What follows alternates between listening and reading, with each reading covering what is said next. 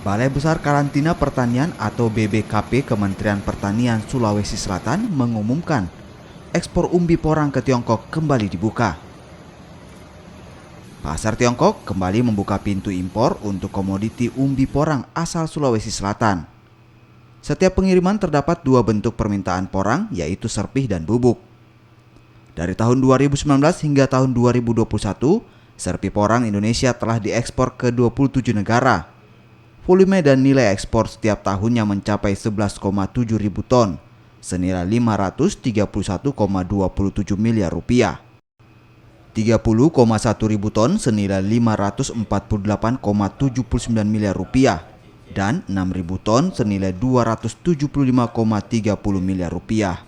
Perusahaan kami salah satu perusahaan yang telah lulus dari dan mendapatkan sertifikasi dari GACC untuk mengekspor serpihan porang.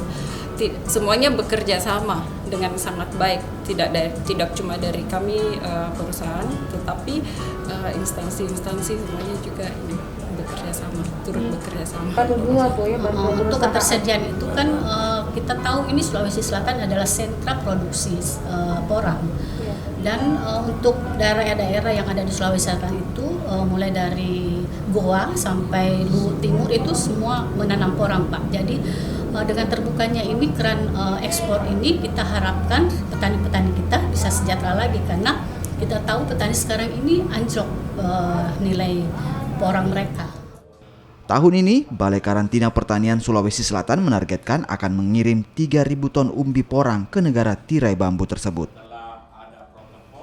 Rama Pratama, Kompas TV.